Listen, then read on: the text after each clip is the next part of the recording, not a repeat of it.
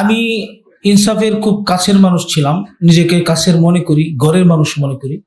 এই এক যুগের পুরো সময়টাই ইনসাফের খুব কাছে ছিলাম।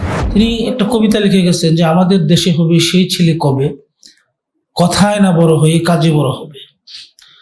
আমার মনে হয় ইনসাফের সম্পাদক সৈয়দ মাহফুজ খন্দকার সেই কাজের ছেলে হিসেবে নিজেকে প্রমাণ করতে পেরেছেন। ইনসাফ এই নিউজটা প্রকাশ করছে মানে এটা নিয়ে আর সংবাদের সত্যতার ব্যাপারে আমাদের আর কোনো সন্দেহ নেই। কৃতজ্ঞতা স্বীকার করছি আজকের এই এক যুগ পূর্তি অনুষ্ঠানের সকলের মধ্যমণি, লড়াকু সাংবাদিক, সম্পাদক ইনসাফ, এবং তার নামটা এখন সমার্থক শব্দে পরিণত হয়েছে সৈয়দ মাহফুজ খন্দকার।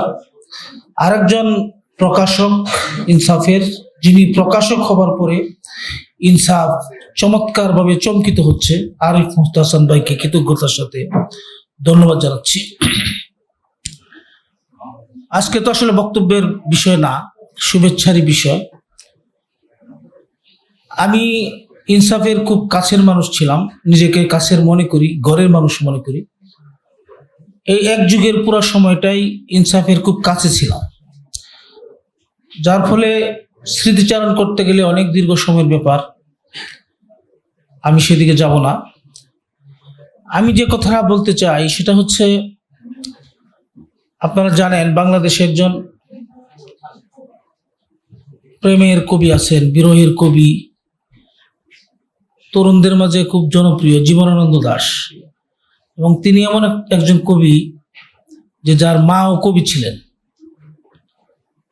জীবনানন্দ দাশের মা, যার নাম ছিল কুসুম কুমারী দাস, তিনি একটা কবিতা লিখে গেছেন যে আমাদের দেশে হবে সেই ছেলে কবে, কথায় না বড় হয়ে কাজে বড় হবে।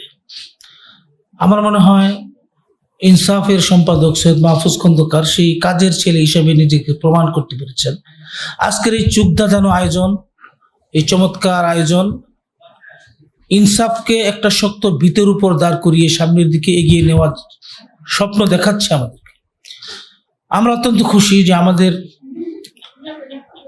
প্রিয় ইনসাফ, আমাদের ভালোবাসার ইনসাফ, আমাদের আস্থার ইনসাফ আজকে এক যুগ পূর্তি অনুষ্ঠান পালন করতে পারছে। আমরা আশা করব বাংলাদেশের হলুদ সাংবাদিকতার মোকাবেলায়, আপনারা সংবাদ মাধ্যমের বিষয়টা তো দেখেন, ওই যে কিছুদিন আগে একটা বাংলাদেশের একটা প্রধানতম পত্রিকার একটা নিউজের হেডলাইন ছিল, আবারও বিয়ে করলেন হেফাজত মহাসচিব। কথার শিরোনামের ধরনটা আপনি খেয়াল করছেন? আবারও বিয়ে করলেন হেফাজত মহাসচিব, অথচ ঘটনা কি আমরা জানি। কিন্তু কথাটা এমন ভাবে আনছে যে উনি কদিন পরে পরে বিয়ে করে। তো এই যে মিডিয়ার যে একটা বিষয়, সংবাদকে উপস্থাপন করার যে একটা স্টাইল, সেই স্টাইলে কিন্তু অনেক কিছু সমাজের আপনার চিত্রায়িত হয়। মানুষ যেহেতু মিডিয়ার চোখে পৃথিবীকে দেখে, আজকে ইরানে যুদ্ধ হচ্ছে, ইসরায়েলে ফিলিস্তিনে গাজায় যুদ্ধ হচ্ছে, আমরা কিন্তু দেখছি না, আমরা দেখছি কিসের মাধ্যমে? মিডিয়ার মাধ্যমে।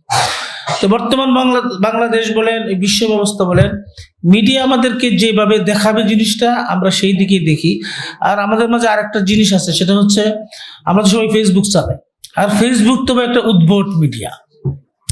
এখানে যে কি আসে কি আসে না, কত ধরনের, আমি কোনো নোংরা শব্দ ব্যবহার করব না, যে উদ্ভট কিছু কথাবার্তা, উদ্ভট কিছু নিউজ, আপনার এগুলার কোনো ব্যাখ্যা নাই, বিশ্লেষণ নাই, কোনো সত্যতা নাই, কিন্তু এক শ্রেণীর মানুষ কিন্তু বিশ্বাস করে। আপনি ইউটিউব কিন্তু একটা সংবাদ, আপনি আজগুবি এক তথ্য, এগুলো কিন্তু মানুষ, যারা সাধারণ মানুষ, যারা মিডিয়া সম্পর্কে খোঁজ খবর রাখে না, তারা কিন্তু এগুলো বিশ্বাস করে, আলোচনাও করে। আমরা যারা একটু খোঁজ খবর নিয়ে অথেন্টিক না হওয়ার পরে সে সংবাদটা নেই না, কিন্তু সমাজের অধিকাংশ মানুষ যারা শিক্ষার আলো থেকে দূরে, যারা পশ্চাৎপদ, যারা আসলে এই মিডিয়ার কুটিলতা, হলুদ সাংবাদিকতা সম্পর্কে বুঝে না, তারা বিভ্রান্ত হয়। তা আমি ব্যক্তিগতভাবে আজ পর্যন্ত এক যুগের মাঝে একটা সময় একটা নির্ভরতার জায়গায় ইনসাফ আসছে, যে আস্থার যে এক যুগ কথাটা বলা হয়েছে, এখান থেকে বলি যে ইনসাফ এই নিউজটা প্রকাশ করছে মানে এটা নিয়ে আর সংবাদের সত্যতার ব্যাপারে আমাদের আর কোনো সন্দেহ নাই। এই কথাটা কিন্তু আমার ভিতরে আছে। আমি গত এক যুগে ইনসাফ থেকে কোনো ভুল নিউজ পাবলিশ হতে দেখি নাই। আমি অনেক সময় বিভিন্ন ইসলামিক নিউজগুলা, হেফাজত কেন্দ্রিক নিউজগুলা মিডিয়াতে আসতেছে, কিন্তু যতক্ষণ পর্যন্ত দেখতেছি ইনসাফ এই ব্যাপারে কিছু বলে নাই, তখন আমি অনেক সময় সংবাদের সাথে ফোন করে নিশ্চিত হয়েছি। ইনসাফ বললো যে না, এই ধরনের কোনো অথেন্টিক সোর্স আমাদের কাছে নাই, অথবা একটা বিষয় ইনসাফ নিউজ করছে, বাস এই বিষয়ে আর কোনো কথা নেই, ইনসাফ নিউজ করছে মানে এই ঘটনা সত্য। এই যে একটা আস্থার জায়গা, এই জায়গাটা আমাদের দরকার। এই জন্য আমি বলবো, কথা সংক্ষেপ, শুভেচ্ছা জানানো হলো, অভিনন্দন জানাই, ইনসাফ এগিয়ে যাক, আমাদের সাথে নিয়ে আমরা ইনসাফের সাথে থাকবো, পাশে থাকবো। একটা সংবাদ মাধ্যম টিকে থাকতে হলে যা যা সহযোগিতা করা প্রয়োজন আমাদেরকে সেদিকেই ফোকাস করতে হবে। শুধু আমরা আসলাম, শুভেচ্ছা দিলাম আর দূর থেকে দেখলাম, এরকম না। একটা একটা পত্রিকা বেঁচে থাকতে হলে তার অনেকগুলো প্রয়োজনীয়তা আছে, অনেকগুলো উপাদানের প্রয়োজন, এগুলো যেন আমরা যোগান দিতে পারি। এই জন্য আমাদের সচেষ্ট থাকতে হবে, যোগাযোগ রাখতে হবে, খোঁজখবর রাখতে হবে। আমরা ইনসাফের উত্তরোত্তর সমৃদ্ধি কামনা করি এবং ইনশাআল্লাহ ইনসাফ বাংলাদেশের সকল গণমানুষের আস্থার পত্রিকা হিসেবে, মিডিয়া হিসেবে সর্বোচ্চ সম্মানে প্রতিষ্ঠিত হোক, এই আশাবাদ ব্যক্ত করে এবং অবিরাম শুভেচ্ছা জানিয়ে আমি আজকের মতো ইনসাফ কর্তৃপক্ষ, সম্পাদক, প্রকাশক সহ ইনসাফের একটা বিশাল টিম এখানে আছে, শিক্ষানবিশ একটা দল এখানে আছে, প্রত্যেকটা চেহারা সম্ভাবনাময় চেহারা, আমার কাছে খুব ভালো লাগছে। আলহামদুলিল্লাহ, আমি ওনাদের সাথে থাকতে চাই এবং ভবিষ্যতে আবার বারবার দেখা হবে। আমি যখন বক্তৃতা দিয়ে গেলাম মানে আমি চলে যাবো না, আমি চলে যাব, আবার আসবো, কালকে পর্যন্ত কয়েকবার থাকবো ইনশাআল্লাহ। তো আপনাদের সকলের প্রতি দোয়া এবং দোয়া চেয়ে আমি আমার বক্তব্য শেষ করছি। আবার সকলকে ধন্যবাদ। আসসালামু আলাইকুম।